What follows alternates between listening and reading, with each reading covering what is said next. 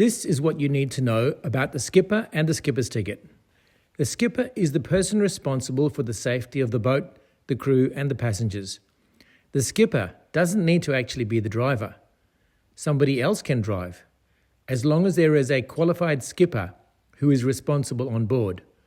So remember, the skipper is responsible for everything. A skipper can get a fine. A skipper's ticket can be suspended and cancelled. On a boat, who is responsible for everything? Can a skipper get a fine?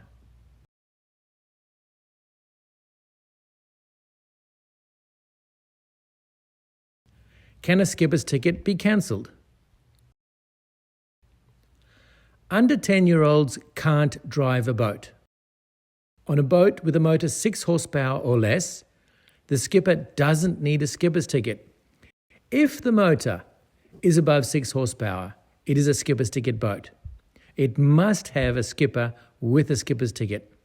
So remember, you can drive a boat without a skipper's ticket if the motor is under 6 horsepower. A person over the age of 10 can drive and skipper a boat without a skipper's ticket if the boat is under 6 horsepower. If you are over 10, can you drive a boat?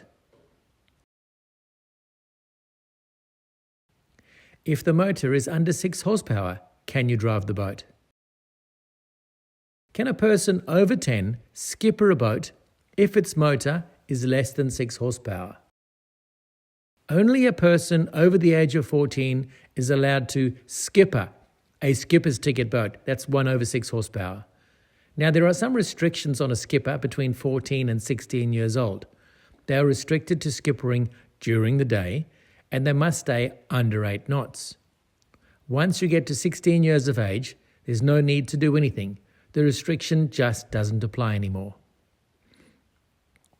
How old do you have to be a skipper? If a skipper is between 14 and 16 years old, can they skipper at night? If a skipper is between 14 and 16 years old, what speed must they stay under? Speeds and distances. Boat wake and noise out in the open ocean isn't a big problem, but in a confined area, it is a problem. Boat wake and noise caused by speed can do more than just harass and annoy other people. Wake and wash can cause damage to people, boats and pens, the riverbank, and even wildlife. Yep, even wildlife. Wildlife is swans and ducks, ducklings, duck nests, eggs, and so on. Even dolphins are wildlife, and they get hit by boats. There are particular places we must stay under 8 knots. 8 knots is a common speed for you to remember. You must stay under 8 knots, within 15 meters of another moving boat. You must stay under 8 knots, within 50 meters of a jetty, a wharf, a person in the water, a moored vessel, riverbank, or low water mark. So that's under 8 knots, inside 15 meters from another moving boat, and stay under 8 knots within 50 meters of a jetty, wharf, moored vessel, a person in the water, riverbank, or low water mark. Know these numbers. 8 knots, 15 meters, boats. 8 knots, 50 meters, other things. If you are less than 15 meters from another boat, what speed must you stay under? What is wake and wash?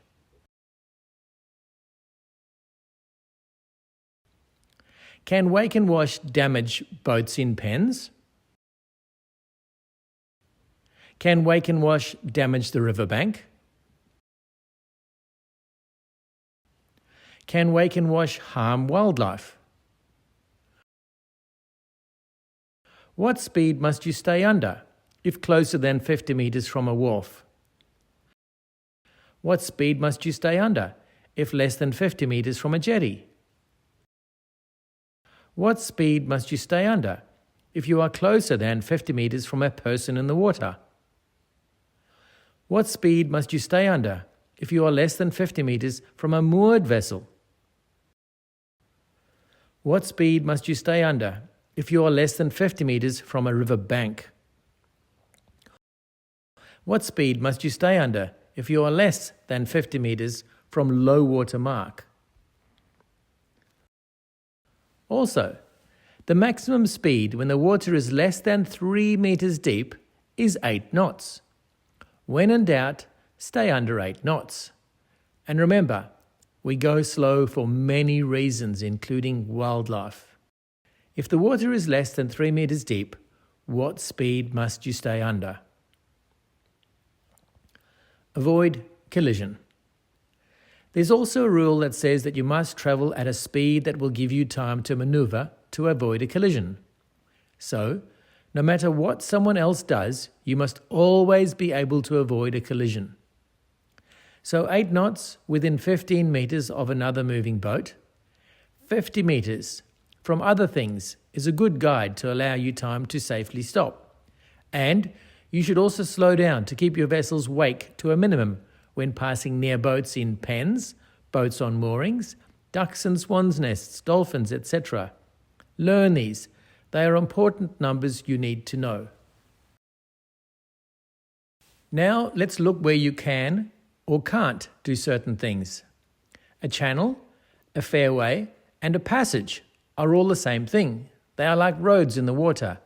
They are used to drive from one place to another. They're for navigation. So you can't anchor. You can't put down crab nets. You can't put cray pots. You can't put buoys or markers in a channel, a fairway, or a passage. Many people get confused. A channel, a fairway, and a passage, same thing. So you can't do anything other than travel in them. You can't tie up to any navigation markers, and you definitely can't tie up to someone else's mooring. In a mooring control area, only one boat can go on one mooring at one time, no matter how big the mooring seems to be or how small the boats are. One mooring, one boat at one time in a mooring control area. Now these mooring control areas are in places like Roto and the Swan River. If you don't have a mooring, you can anchor, and anchoring should always be done in sand if possible. Try to avoid anchoring on a reef and on seagrass beds. You may think your one anchor won't do any damage if you drop it once on a reef, but 1,000 people a year dropping and dragging and lifting their anchor in a small area will do a lot of damage. There's a lot of anchors bashing the reef and ripping up the seagrass over and over and over. And of course, the most damage occurs on the best spots, don't they? Because they are the best spots. So let's all anchor in clear sand. Remember that. Can you anchor in a channel, a fairway, a passage? Can you put crab nets, cray pots, buoys, or markers in them?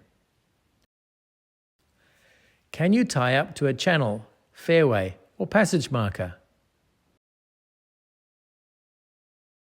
Can you tie up to someone else's mooring?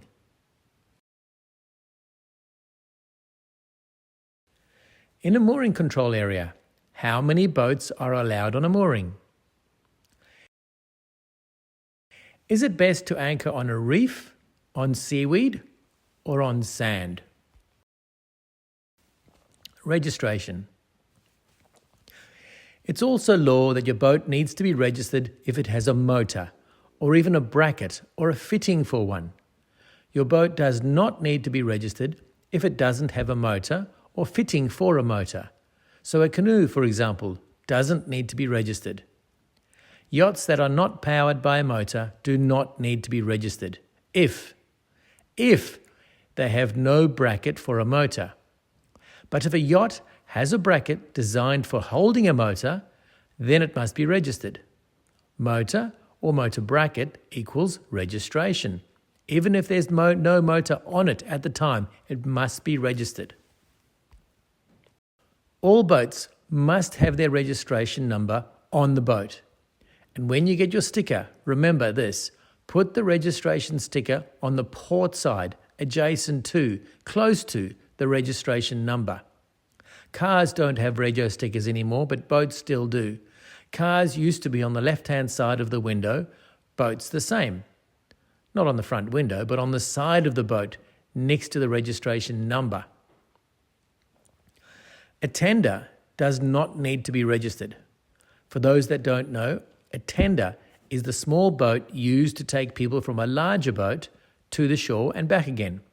They're just small boats. They must be less than 3.1 metre. The motor must be less than 5 horsepower or less. Tenders must have the parent vessel's registration number on each side of the tender vessel. If your boat has a bracket but no motor, does it need to be registered? Big registration numbers go on both sides, but where does the registration sticker go?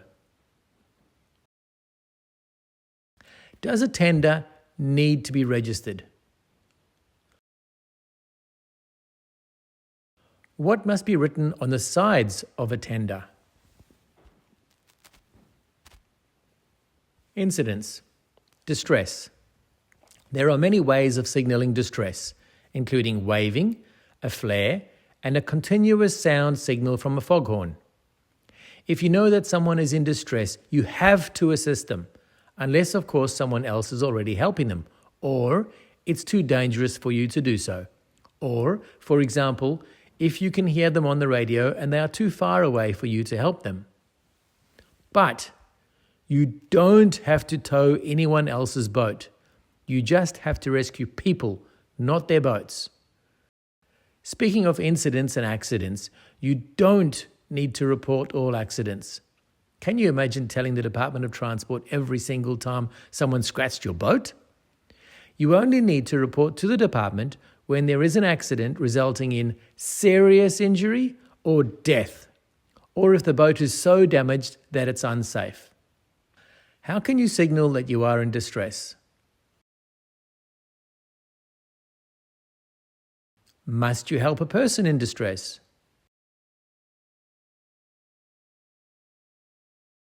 When do you not have to assist?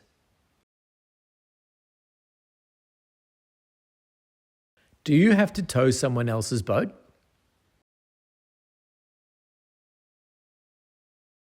Do you need to report all accidents? Do you need to report an accident causing serious injury? Do you need to report an accident causing death? Do you need to report an accident causing the boat to be unsafe? Skiing. Water skiing has a bunch of rules. Some are obvious and common sense, but the ones you need to remember for the skipper's ticket are the numbers. Learn all the numbers. Let's go over some of the numbers again. You can only drive a boat if you're over 10. You can skipper a boat if you're over 14 with restrictions, and at 16, the restrictions are lifted. Driving a ski boat, towing a skier, is different to just driving a boat. You can only tow a skier if you are over 17 and have a skipper's ticket. And when skiing, you must have an observer over 14 looking backwards watching the skier. The driver does not watch the skier. The observer must keep watch on the water skier and report information to the boat driver. Also, a skier landing has right of way over a skier departing the beach, which makes sense because the skier headed to shore can't just stop out in the water to avoid the skier that's leaving the beach. It makes more sense for the skier that is about to leave the beach to wait for the arriving skier to have landed on the beach. The water is clear, and then you leave the beach. The 50-meter rule still applies to skiers. So if you are towing a water skier, you must be at least 50 meters behind another skier. Can you drive a boat if you are over 10? Can you skipper a boat if you are over 14? Do 14-year-olds have restrictions? What are they?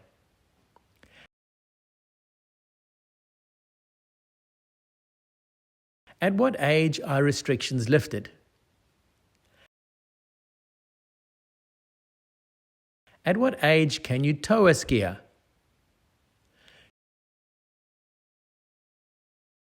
Do you need a skipper's ticket to tow a skier? Must you have an observer?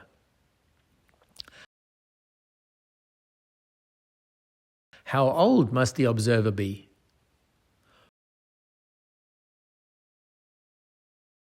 What does the observer need to do?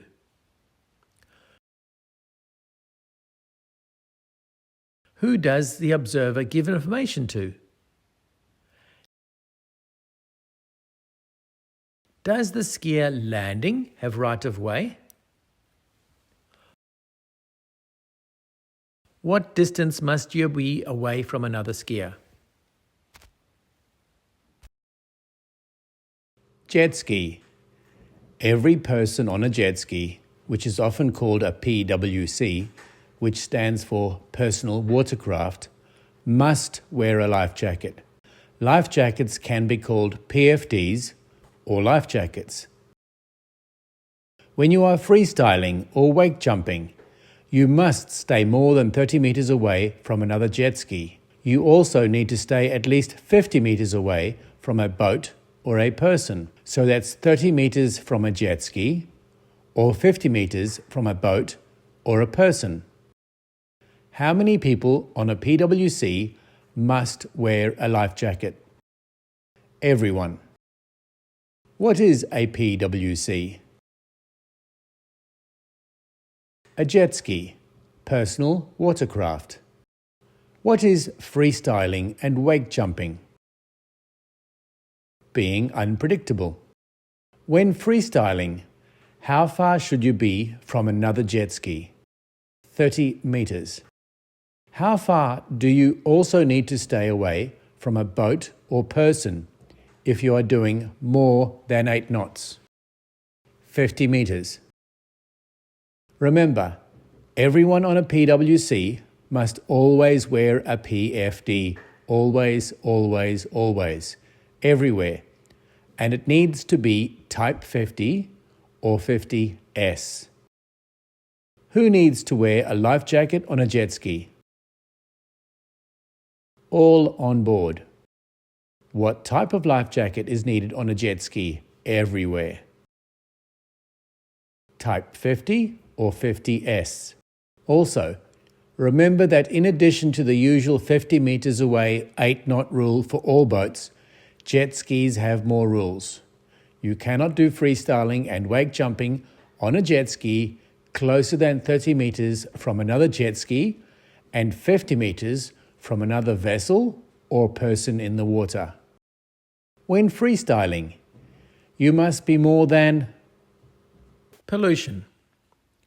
There are lots of rules and zones covering what you can or can't do. I will go over the most important ones now. Most important, no dumping of any plastic is allowed anywhere. Fuel and oil also, not allowed in the water. Sewerage is another source of pollution in the water. There are 3 sewerage zones, Zone 1, Zone 2, and Zone 3.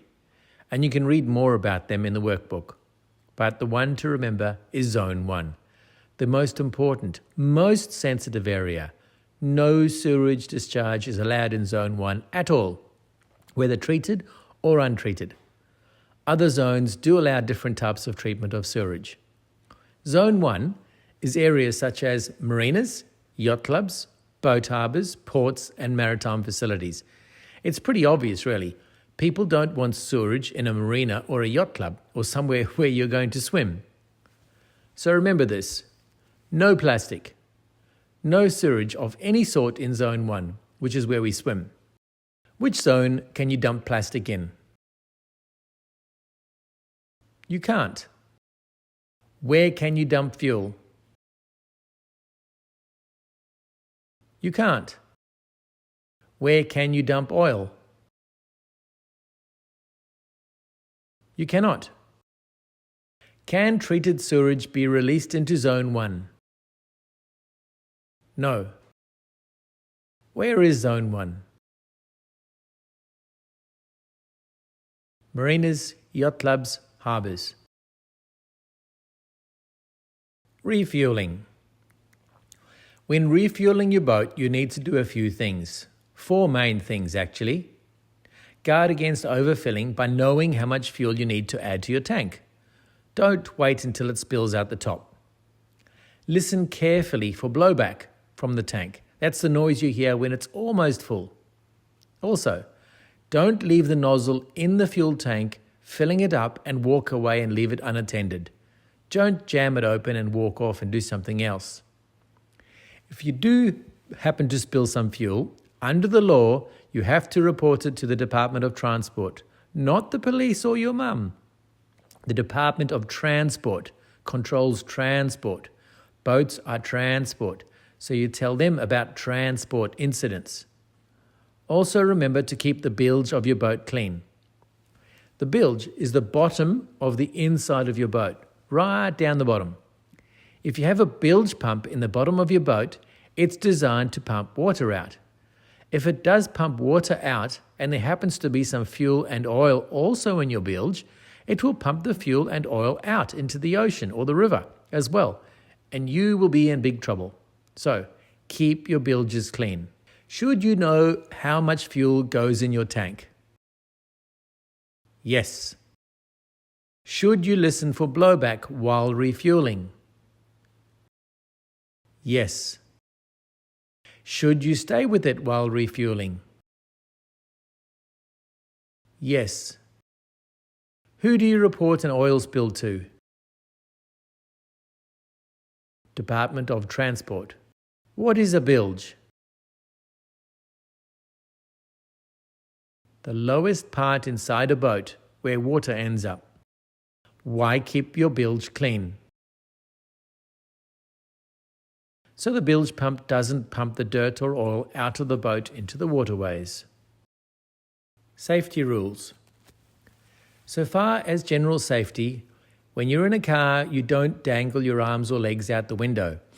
And the same applies on a boat. No one is allowed to dangle their arms or legs over the side of a boat when it's moving. Can you sit on the edge of the boat, legs over the side? No. Collision regulations. Collision regulations are the traffic rules of the road for boats.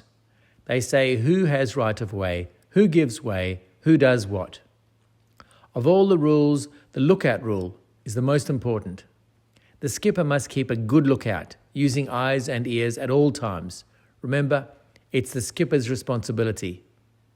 Secondly, remember that every skipper has the responsibility to avoid collisions, regardless of who should give way, who's in the right of way. Colliding with someone puts you in the wrong. All vessels must avoid collisions. End of story. Remember the rule we mentioned earlier that says that you must travel at a speed that will give you time to maneuver to avoid a collision. So, no matter what someone else does in their boat, you must be ready and must avoid a collision at all times. So, if we're traveling in rain or in fog or at night, we should travel slower. Remember this. Keep an even better lookout. Make yourself visible by turning on your navigation lights and get ready to stop if needed. Travel slower. A very important part of boat driving is making sure that other skippers know what you are doing. They must know and be able to see what you're doing immediately. So when you turn, make it an early, make it clear, make it large. Make it very obvious what you're doing so the other skippers understand what you're doing. Which person is responsible for keeping a good lookout? Skipper. What do collision regulations prevent? Collisions. Which skipper is responsible for avoiding a collision? All. What speed should you travel at? A speed that will allow you to avoid all collisions, always. What about at night? slower. In rain or fog, slower. How do we help other people see our boat at night? Turn on navigation lights. When we turn, what must we do?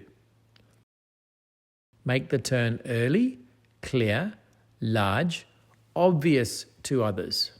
Right of way and giving way. When two vessels are approaching a jetty from different directions, one going up the river, the other going down the river, which one has right of way? Let's work it out. Most boating rules can be worked out. Imagine you're rowing in your boat upriver. Rowing upriver. You're struggling hard to fight the current. You're rowing as hard as you can to go up the river to get to a jetty. Another boat is also headed to the same jetty, but they are coming down river. The current's helping them. They are taking it easy. They're cruising along, doing nothing, just drifting along, heading towards the same jetty as you are. Now, you're going very slowly and you're almost there. You're exhausted. Who should be the first person allowed to grab the jetty?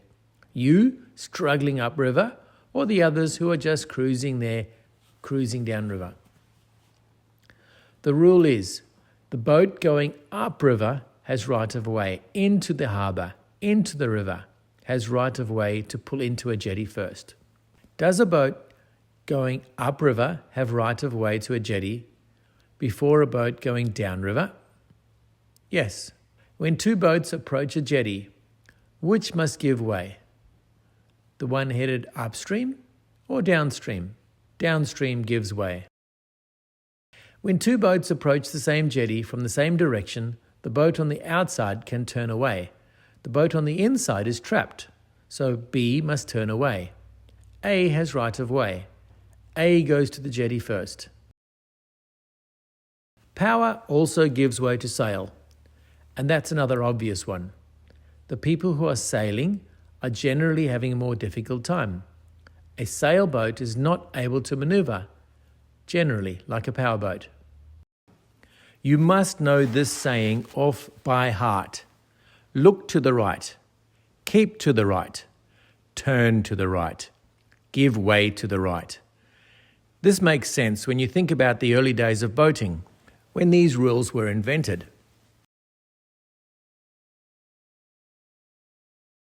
Early boats were all steered by oars that were hung over the right-hand side of the boat. As the boats got bigger, the oars were replaced with larger boards, steerboards. Steerboards. From there you get starboards, the right-hand side of a boat. The person steering the boat, using the steerboard, was on the starboard, the right-hand side of the boat. When the boat got filled up with cargo, the person on the right, who was steering with the steerboard, couldn't see the left of the boat, couldn't see the left of the channel. So the steer person could only see the right bank of the river. So they kept to the right. And people coming in the opposite direction in the river also kept to their right.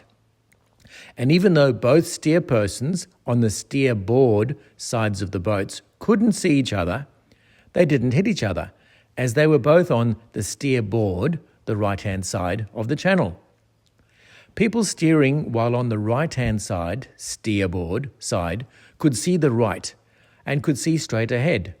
So if they came to a huge, large open lake or the ocean, some large area of water, and they could see somebody ahead of them or to the right of their boat, if they could see the other person, the other boat, they had to give way because obviously the other person couldn't see them. If you can see that if two boats are on a collision course, the person who can see the other boat on his right has to give way because he's looking at the other boat's left-hand side where there is no steer person. The steer person is on the right, so could not see the left, so keeps on going. So the steerboard now is hanging down quite deep on the right-hand side of the boat, and you can see it would get broken if it actually pulled up into the riverbank to load or unload. So the opposite side of the boat was better to pull up to a jetty or a dock. A jetty or a dock or any unloading place is called a port. So the boat would sit against the port, against the jetty, with its left-hand side facing the port, and the steerboard would be hanging down in the deeper water, further out in the river, away from the port, on the right-hand side. So, here we have the port side of the boat against the port, and the steerboard side out in the deeper water. History teaches us even more. We can learn the colours of lights on a boat. Imagine this boat now tied up with the port side tied up against the port, the jetty, in a harbour, and the steerboard, right-hand side, in the deeper water, away from the jetty. The sailors are loading and unloading the boats day and night, so it all depends on the time, and the Thames, in the Rhine, in those places, so forth. So they had to load and unload in the dark. Remember, boats go 24 hours a day. Port is always awake. Day and night, life goes on. They soon learned that the sailors' night vision got destroyed when they carried bags off the jetty along the plank, going from the bright white lights in the port into the dark ships, into the hold, etc. So what they learned to do is put red lights on the jetty and in the harbour area. Red lights were in the port, red lights in the harbour. That became the red light district, the harbour. Red lights are port. Red lights are where the sailors are. Then, carry this further. The boat leaves the port at night. Some of the red port lights are still hanging on its port-hand side. Any other boat out in the water that can see the red lights knows that they are looking at the left-hand side of a boat. Even in the pitch darkness, all you need to see is red, and you know it's the left of another boat.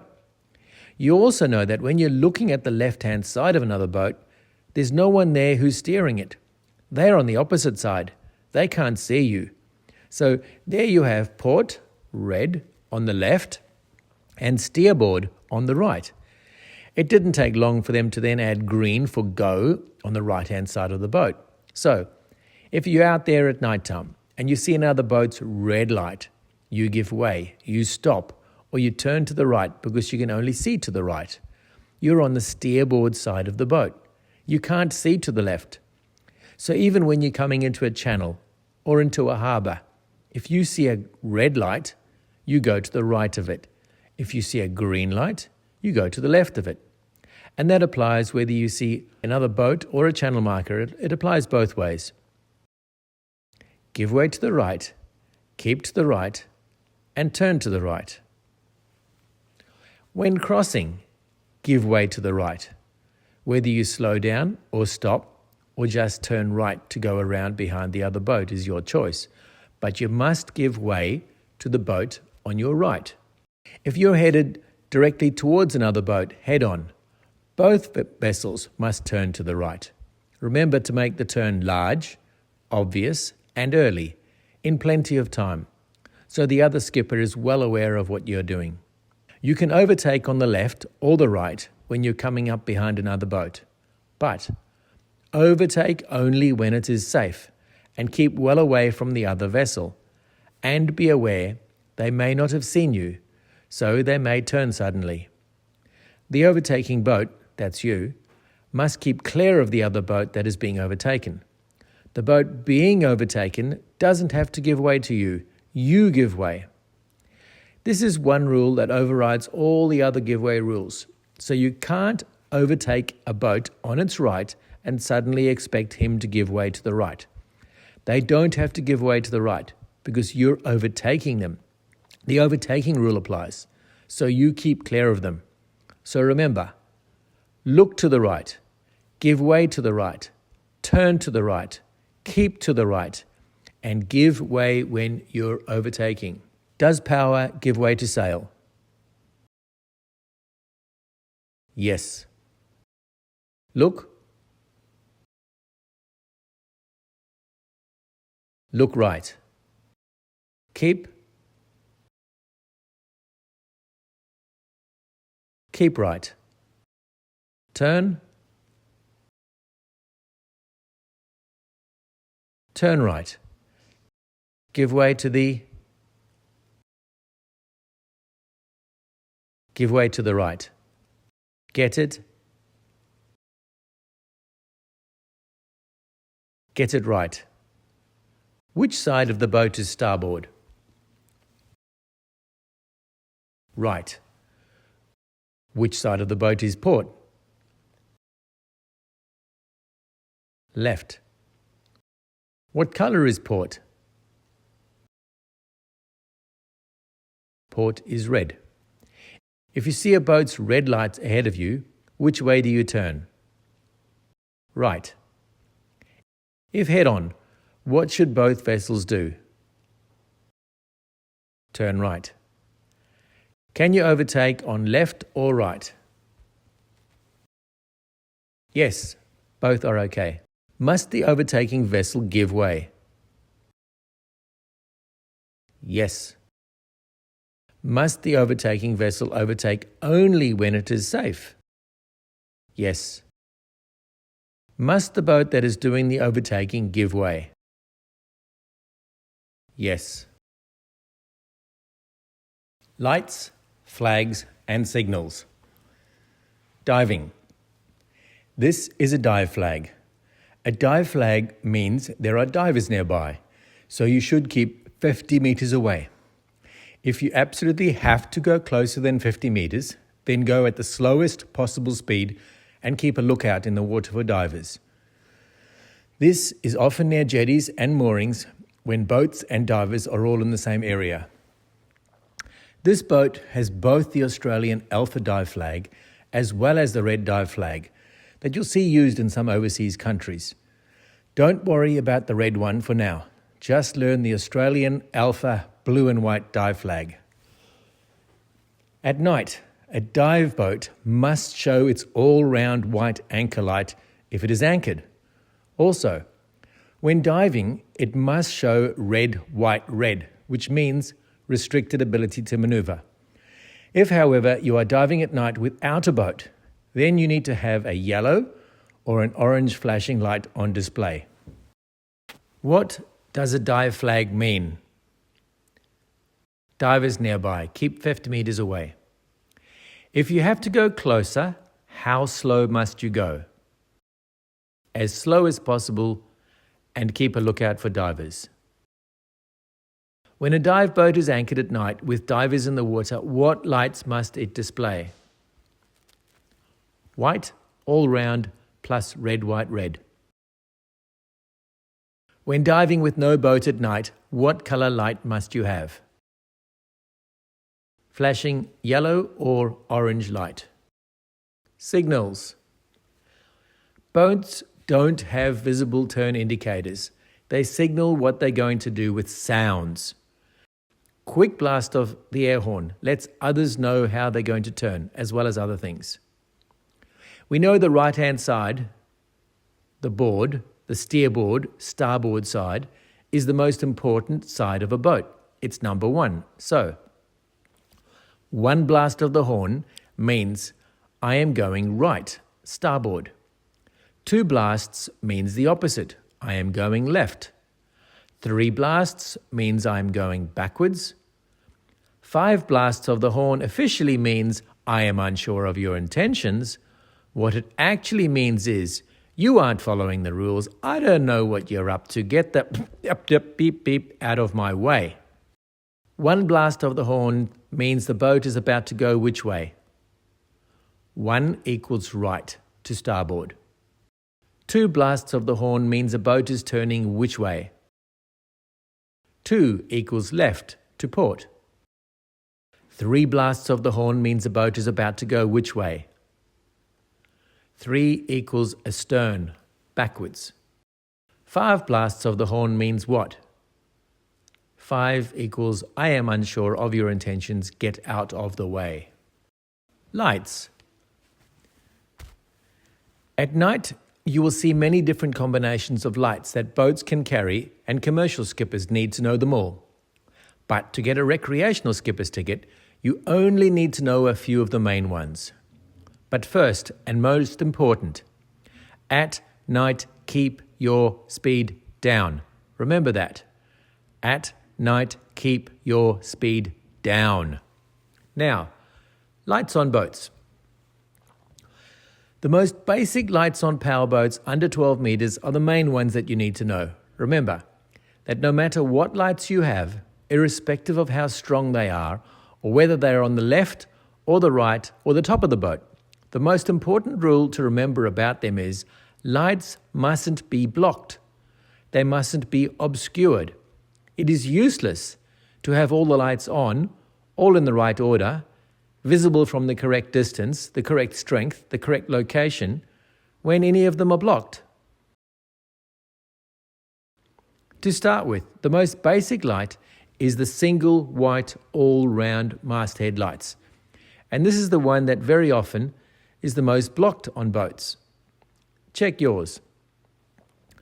Your all-round masthead light is also an anchor light.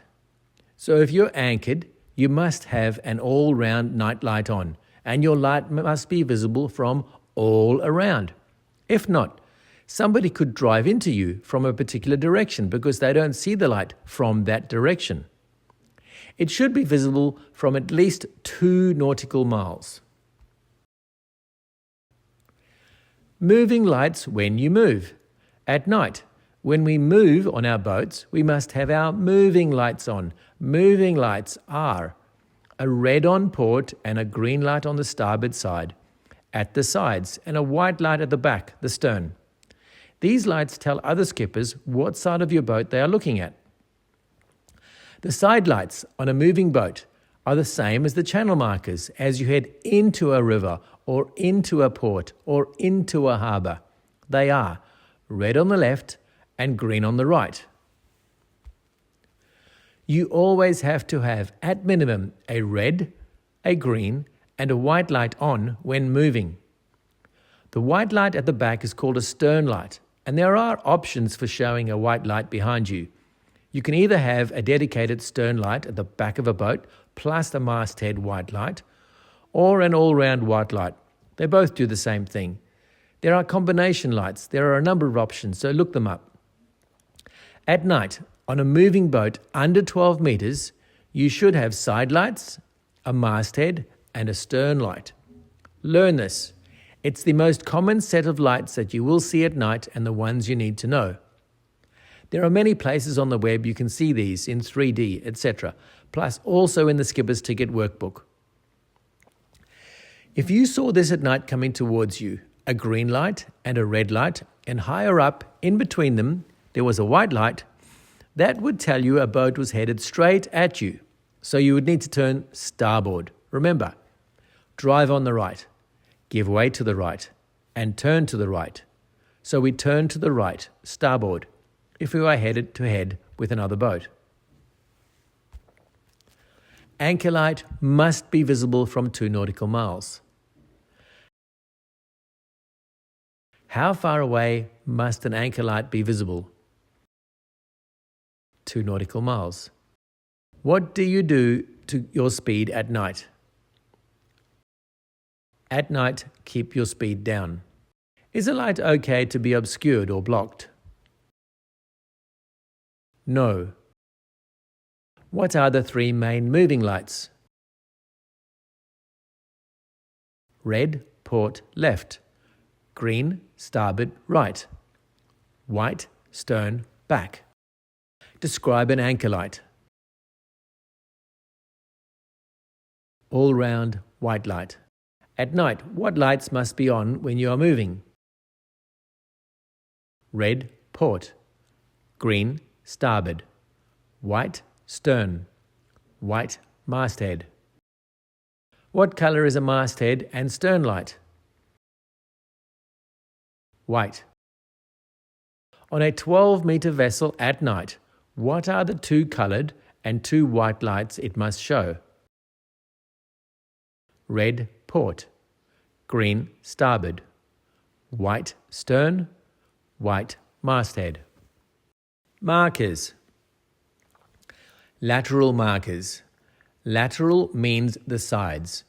So lateral markers are the marks that show us the sides of a channel. There is a port lateral marker and a starboard lateral marker. The port mark is square and red. Remember, there is a saying, there is red port left in the bottle when headed upstream. Red, port, left. The starboard marker is triangle-shaped and green. A way to remember this is to remember star, starboard, star-shaped, triangle. Also, green is good, so it's good to keep to the right. It is good closer to the green when headed upstream, into a port. So remember, port is left and starboard is right.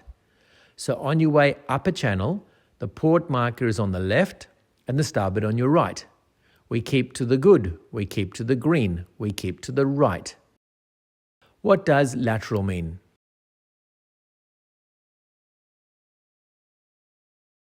What do lateral markers show? What color is a port marker?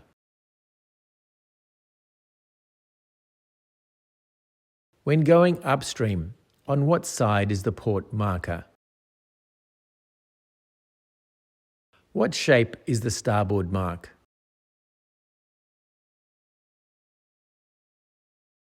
What color is the starboard mark? Do we keep to the right?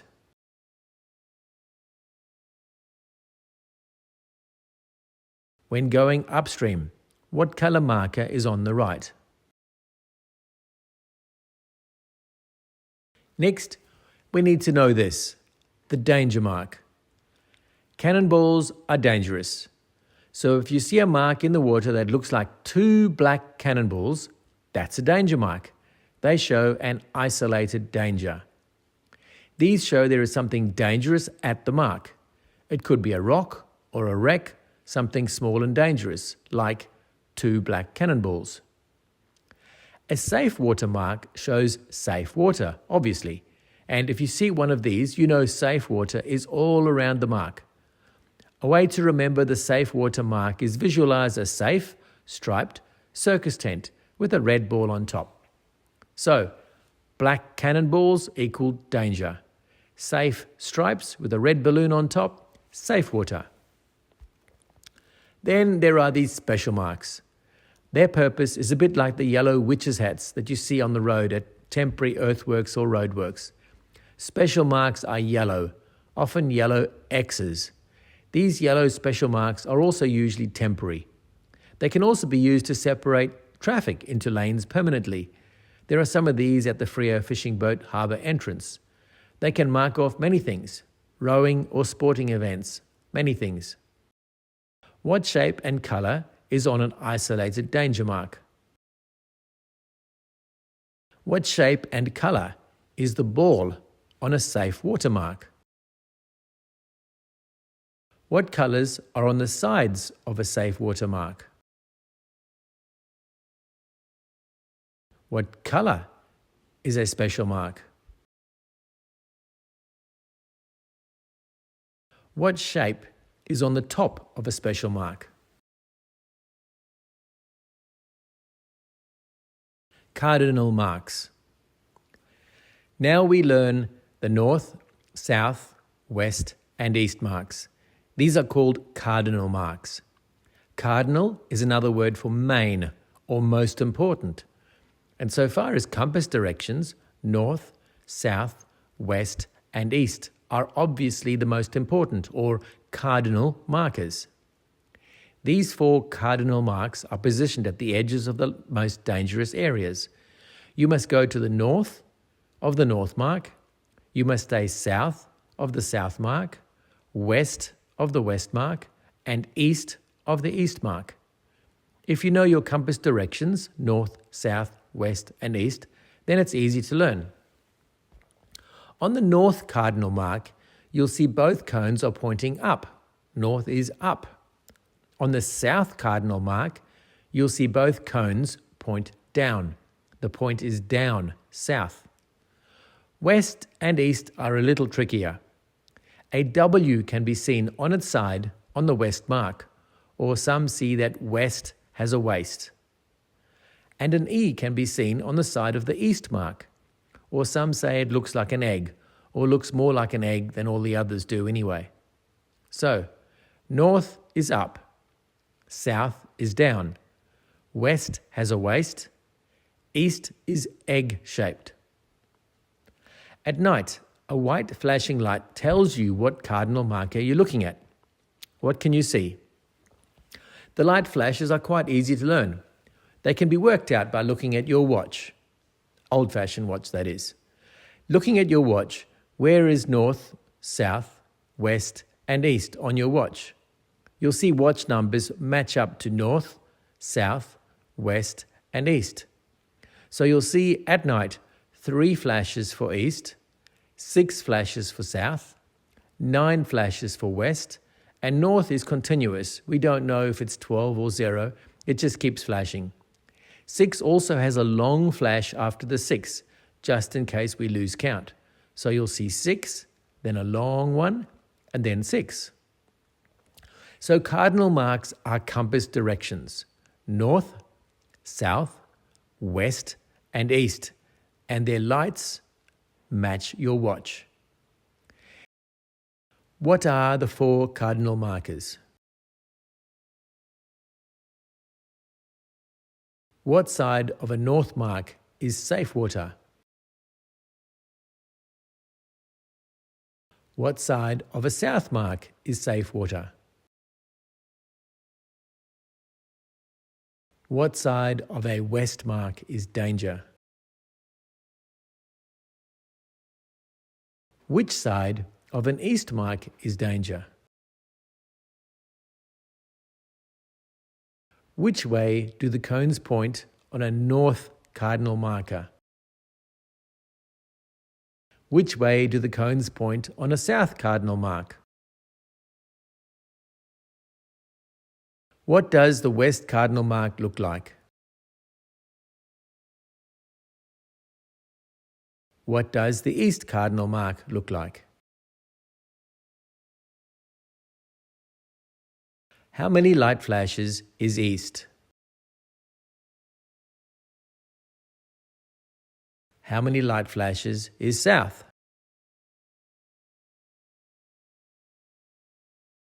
How many light flashes is west? How many light flashes is north?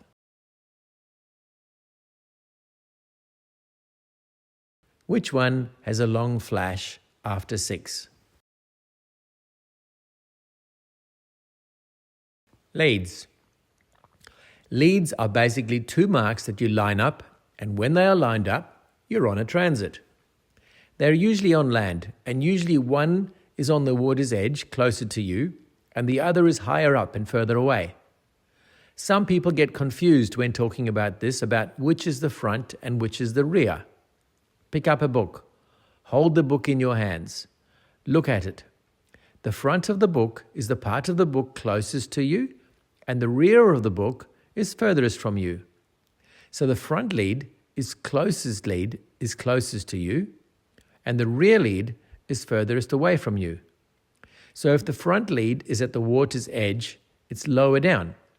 Then the rear lead will be up higher and further away, maybe up on a sand dune or up on a building. So if you steer to keep the rear lead above the front lead, it will guide you along a channel. So just keep the rear lead above the front lead. Lead marker lights can be any color and will be shown on the chart for the area. The reason why they are different colors is because sometimes lights on the hill, house lights, road lights, car lights, and so forth, are around there. So therefore the lead lights need to be very different to the predominant lights in the area. Sectored lights.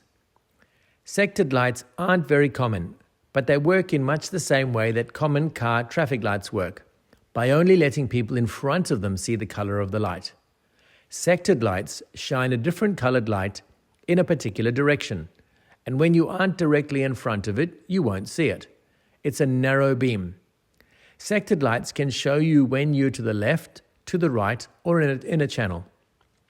So you may see one color, then you might move a little and see another color. If you look at a chart, you'll see which sectored lights you're in. Each of them shines in a narrow area, so one light shines there, one light shines there, one light may shine there. Sectored lights can show you dangers, a safe passage, or shallow water. They don't just show you a channel. What are leads?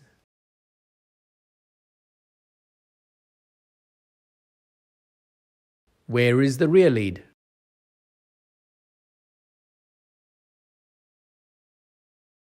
Where is the front lead?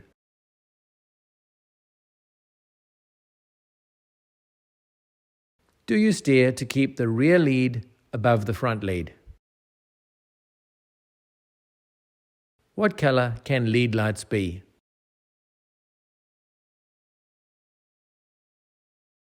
Can sectored lights show you dangers?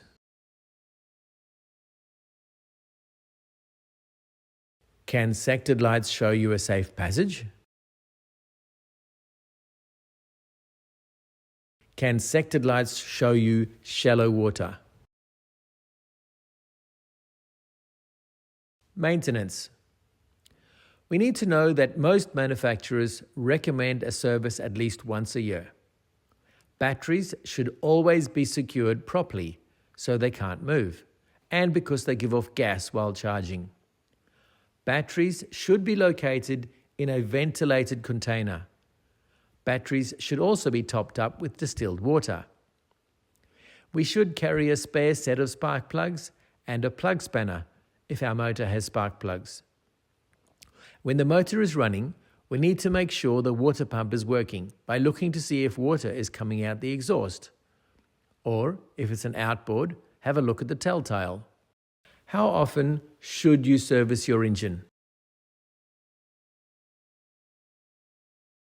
Should batteries be secure?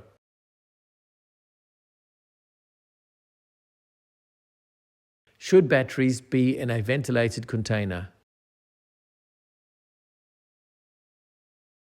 What type of water do you top batteries up with? Should you carry a spare set of spark plugs?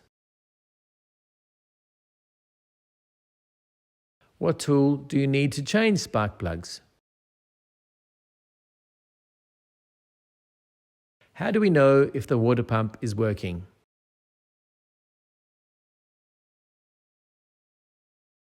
Fuel problems are the cause of most breakdowns. You should take precautions against all of the following. Do not run out of fuel. Do not get dirt or water, moisture in the fuel. And do not expose fuel to fire risk. Clean out your portable fuel tanks at least once a year. Before every trip, test the navigation lights. Check the bilge pump works. Check the bilges are clean and dry. Check the steering gear for stiffness. What causes most breakdowns?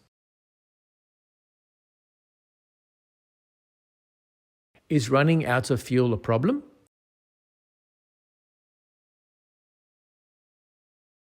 Is dirt or water in fuel a problem? Is exposing fuel to fire a risk? How often should you clean out portable fuel tanks? Before each trip, should you check nav lights? Before each trip, should you check the bilge pump works? Before each trip, should you check the bilges are clean and dry? Before each trip, should you check steering gear for stiffness?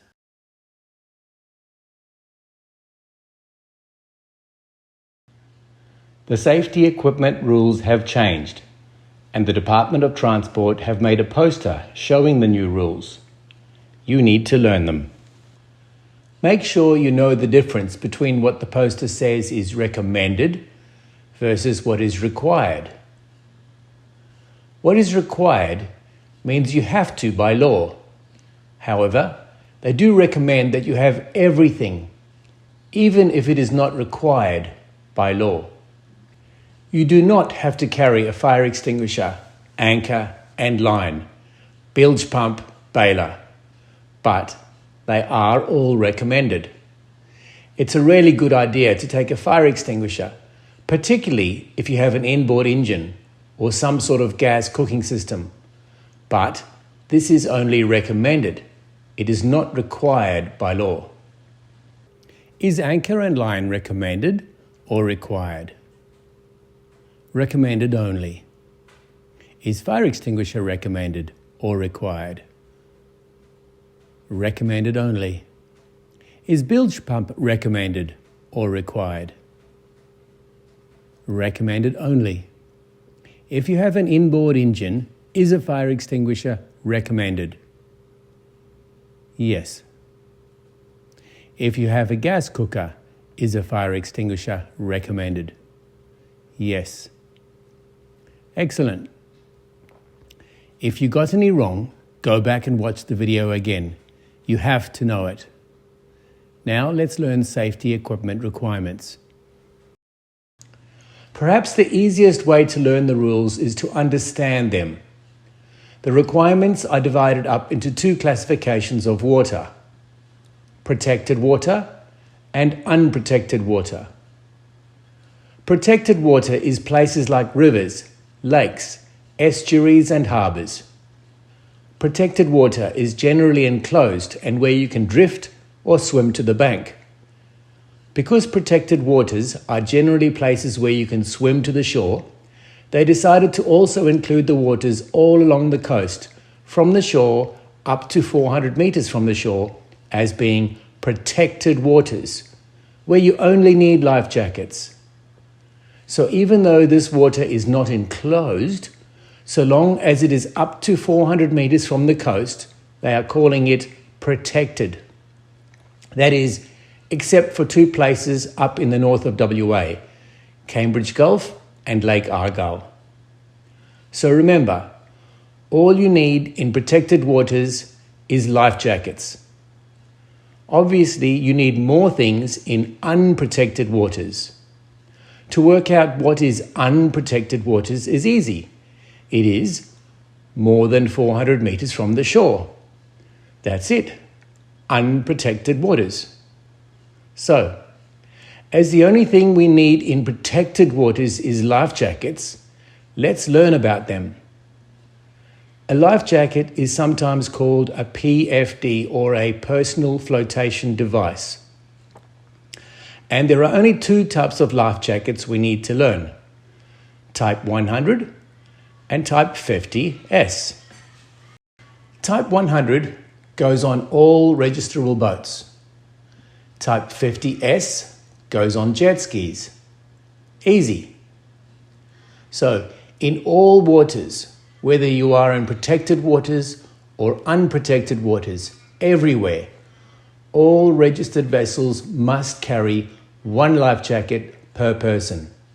Remember, level 100 or higher on all registerable boats.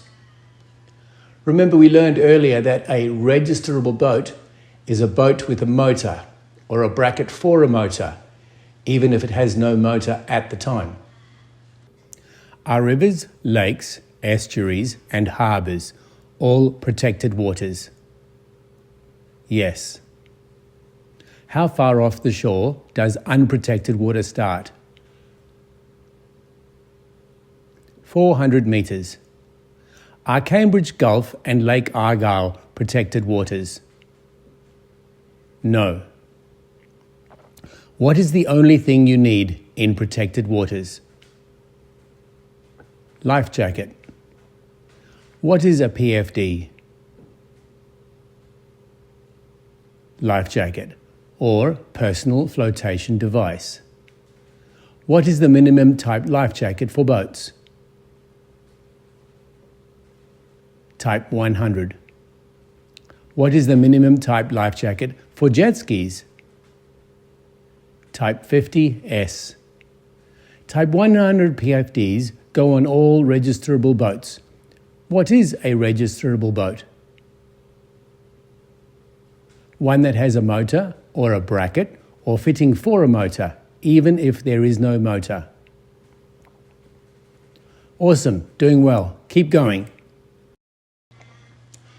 In unprotected waters, more than 400 meters from the shore, on small boats, under 4.8 meters, you need to actually wear the life jacket. And kids between 1 and 12 need to wear a life jacket, no matter what size the boat is, when it is in unprotected waters. On the bigger boats, in unprotected waters, adults just need to carry the life jackets on board. So let's go over that again. All waters, all boats must carry level 100 life jackets. In unprotected waters, on all boats, children 1 to 12 must also wear the life jacket. Unprotected waters, more than 400 meters from shore, small boats under 4.8 meters, everyone must wear the life jacket. Of course, on all boats, children 1 to 12 must also wear the life jacket. Must everyone wear a PFD in unprotected waters in a boat under 4.8 meters? Yes. Do kids 1 to 12 need to wear a PFD in unprotected waters in all boats? Yes. Must adults carry 1 PFD per person in unprotected waters in a boat over 4.8 meters? Yes. Awesome. In unprotected waters, more than 400 meters from the shore, all boats must carry EPIRB and flares. The EPIRB must have GPS, or you can wear a GPS-enabled PLB, that is, a personal locator beacon. Flares are in an inshore pack, 2 red and 2 orange flares. You can also replace the flares with an electronic visual signal if a GPS EPIRB is carried or GPS PLB is worn. So flares and EPIRB were added outside 400 meters from shore in unprotected waters. The next step is over 4 nautical miles from shore. Let's go over that again. We have protected waters, which includes up to 400 meters from the ocean shore. Then we have unprotected waters beyond 400 meters. And then we have over 4 nautical miles. Once we go more than 4 miles, everyone in all boats needs a marine radio. And that includes jet skis. In unprotected waters, all boats need life jackets, plus what 2 other items? EPIRB, flares. EPIRB can be replaced by what if it is worn? PLB. Should the EPIRB or PLB be GPS enabled? Yes. What flares are in an inshore flare kit? 2 red, 2 smoke. Flares can be replaced with electronic visual distress signal if what else is carried? GPS EPIRB or GPS PLB being worn. What 1 item must also be added to all boats going over 4 nautical miles offshore?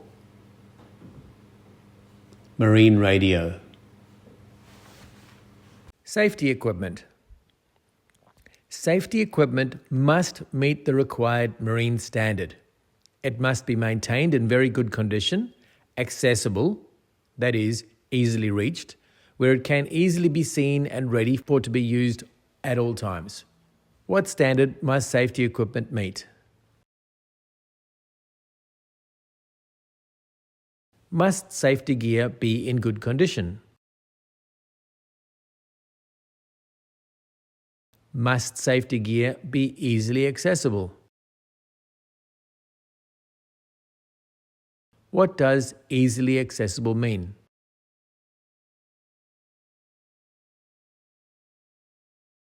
A fire extinguisher is an operational condition if the needle in the gauge is in the green. The date on the label does not tell you if it's operational, it's just a date. 1 second past midnight on the date it runs out will not stop it from working. How can you tell if a fire extinguisher will actually work? What is a PFD?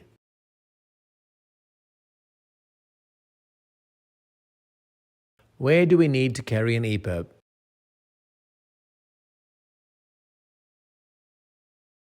Let's look at each item a bit more.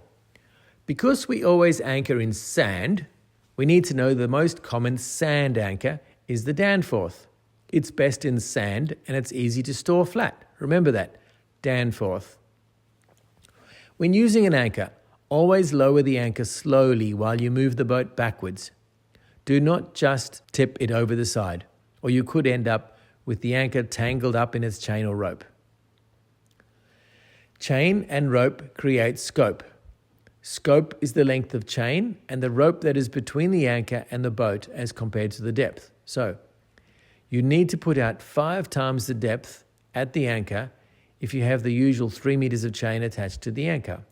So, there's the depth, 1, 2, 3, 4, and 5 times as long as it's deep. Once the anchor is set, we need to see if it is dragging by taking a bearing, or we line up some things. Remember a transit to see if we are moving. What is a Danforth?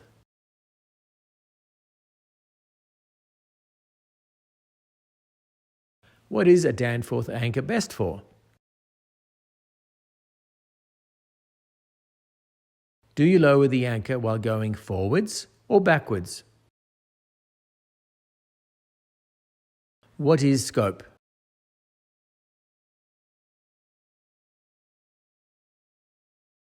How many times the depth should scope be? How do we check if the anchor is holding?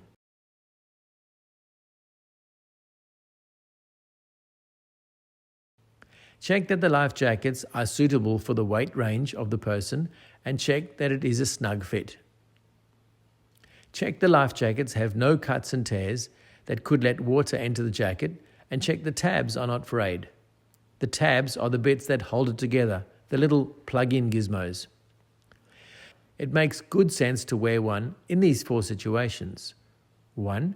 Bad weather, or when boating alone, or when you have small children, or if you're a poor swimmer. How many PFDs do we need to carry?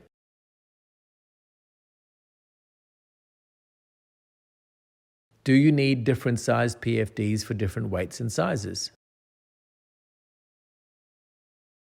Does it need to be a snug fit?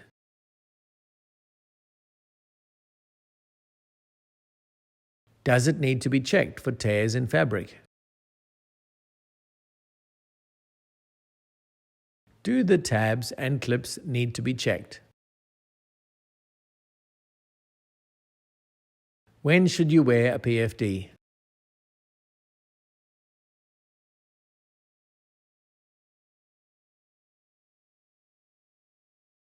Should you wear one in bad weather?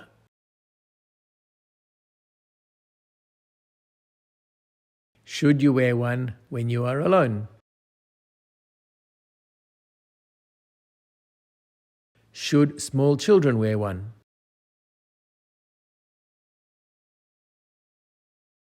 Should poor swimmers wear one?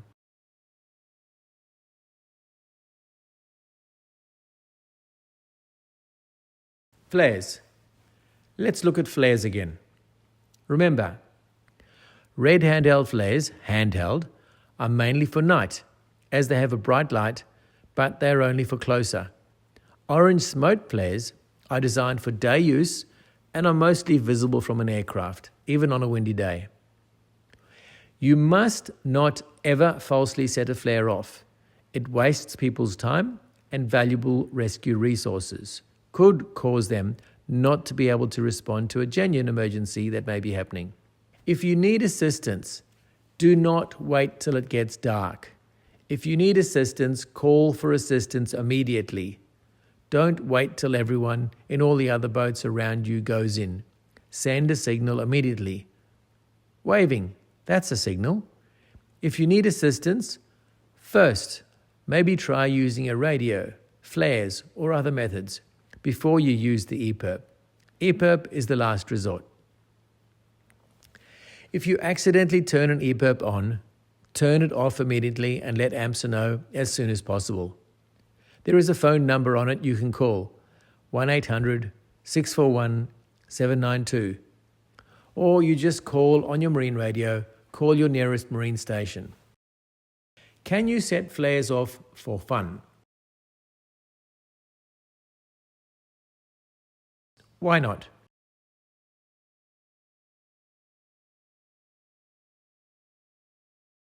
Must your EPIRB be in date?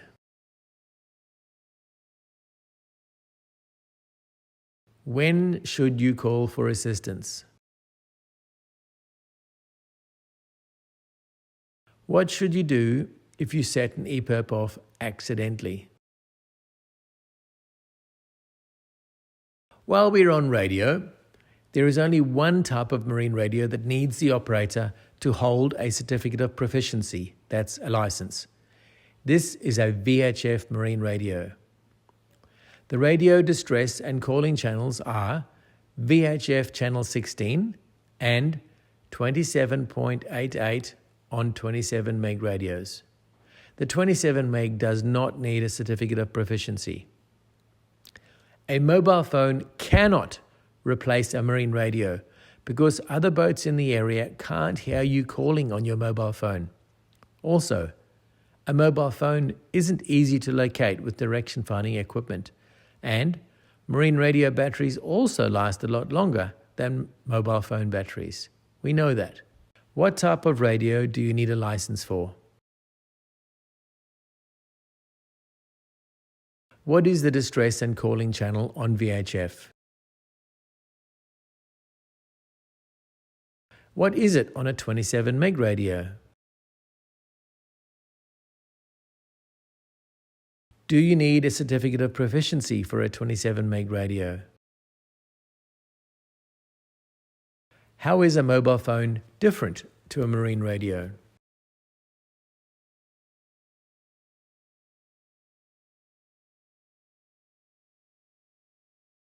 A mayday call means a boat is in grave and imminent danger, not that somebody's hurt their foot. A pan-pan is used for urgent safety of a vessel or person, e.g. a medical emergency, a man overboard, or a mechanical breakdown.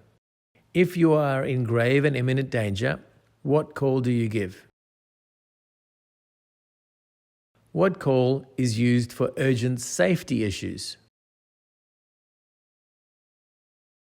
What call do you use for a medical emergency? And a breakdown.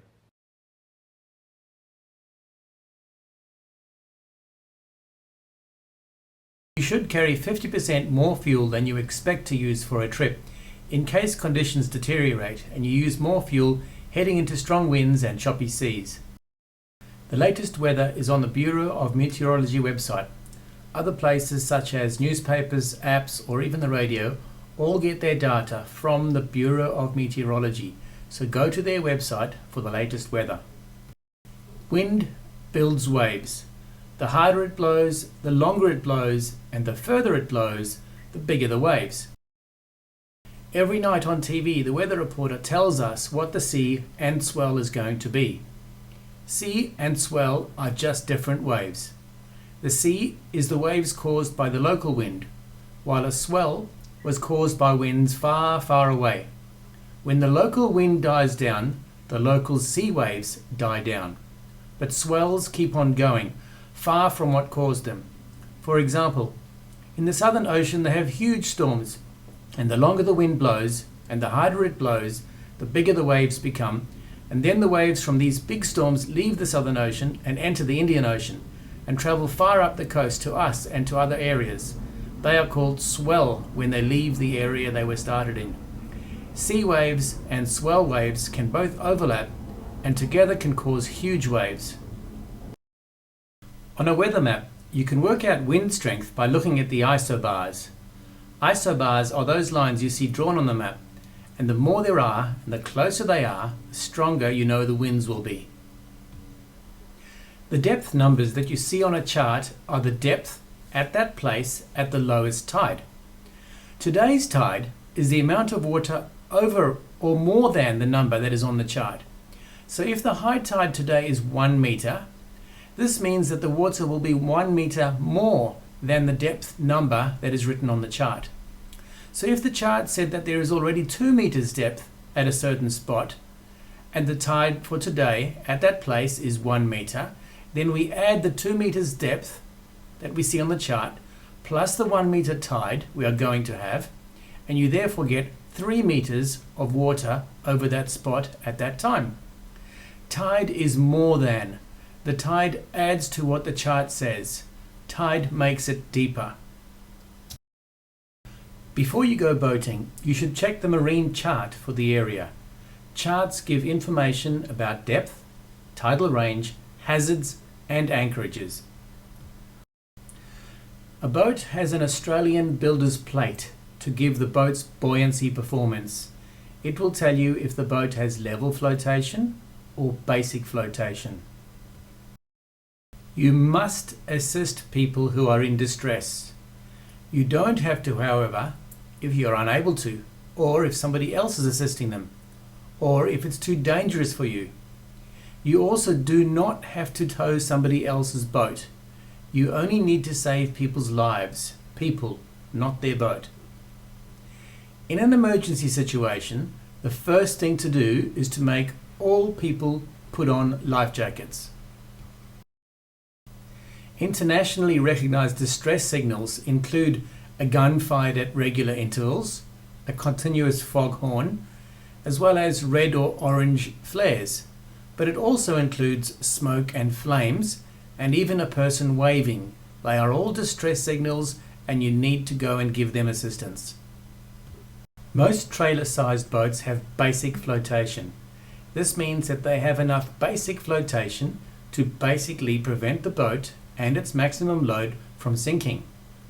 Never ever swim away from a boat that is sinking but still has basic flotation, because it will basically help you to float. It may be upside down on its side somehow, but it will still basically float and keep you safe. If you break down and can't start the motor, you should anchor. You do not call Mayday. Mayday is only for grave and imminent danger. A breakdown where there is no grave and imminent danger is only a pan, not a Mayday.